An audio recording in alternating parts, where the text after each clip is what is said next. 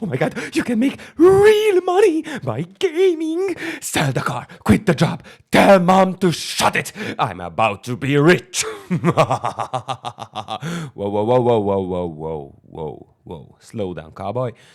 Don't do any of that. And this is not a financial advice. Hello, good people of the internet. This is Bubbles, and you're watching Bubonic Plays.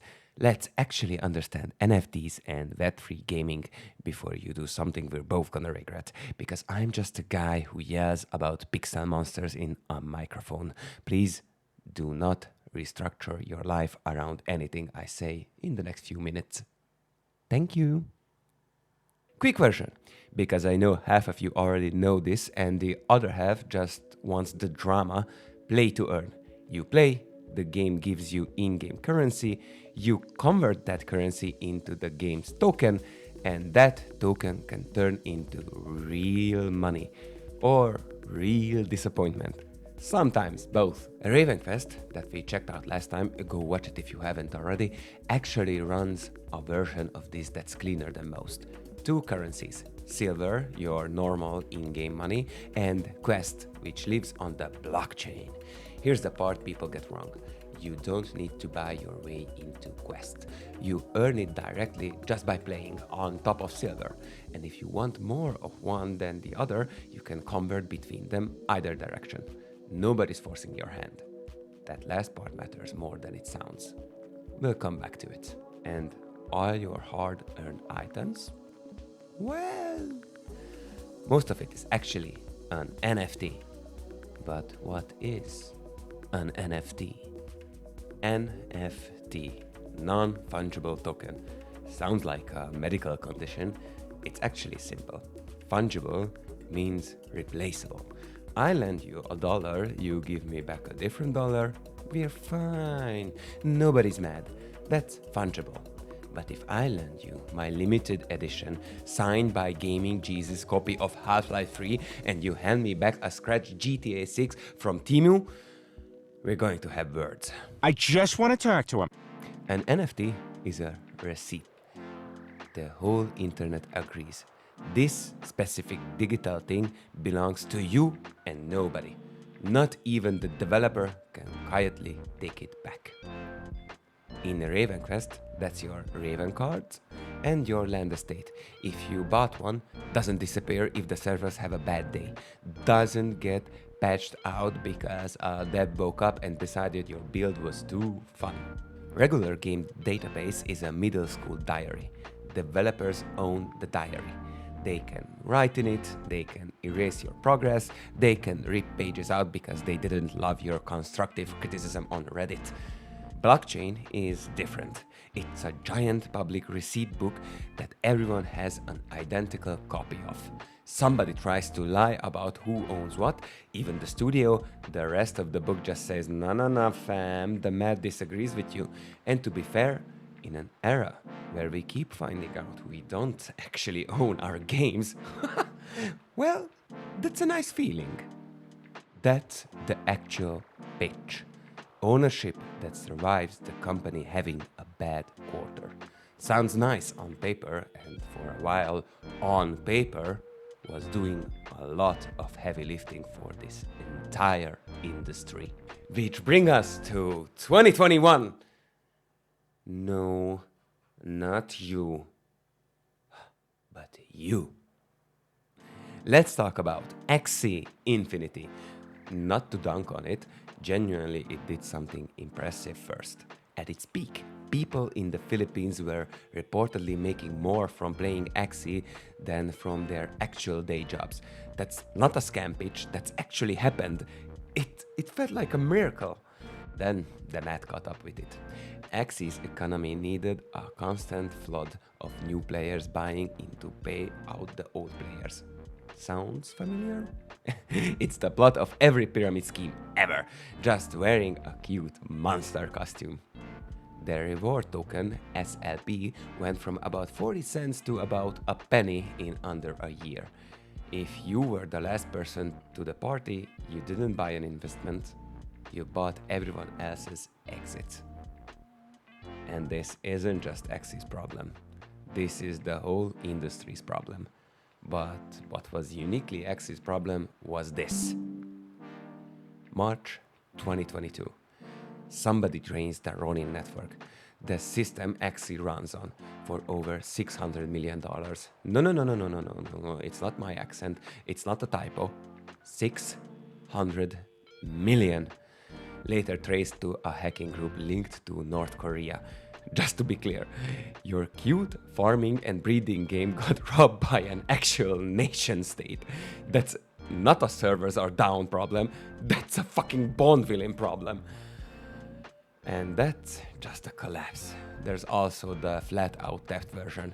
A project called Evolved Apes raised close to $3 million promising an NFT fighting game. Weeks later, the anonymous devs vanished. No game, no roadmap, no refunds. Just gone, like my self-esteem after college. So, by 2023, NFT values on average had dropped about 95%. 95. People lost money, lost trust, lost the will to hear the word Web3 without flinching, and honestly, deserved.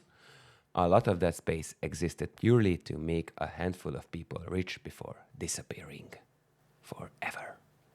But that crash did the industry a favor. It burned out the people who were only ever there for a quick flip.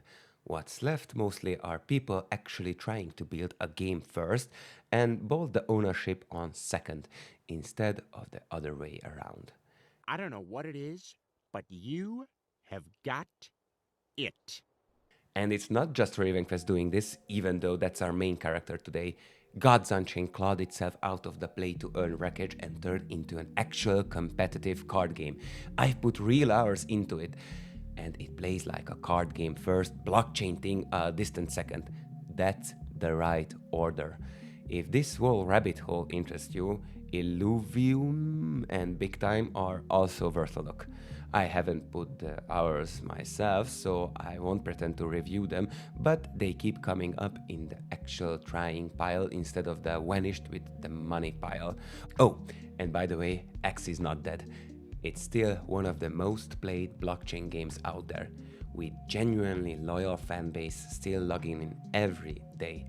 Turns out surviving a 600 million heist builds character. RavenQuest's whole pitch is the same idea.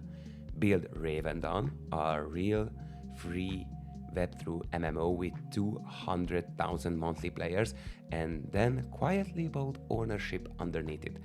Game first, blockchain second. Which, after everything we just talked about, it's not a small thing.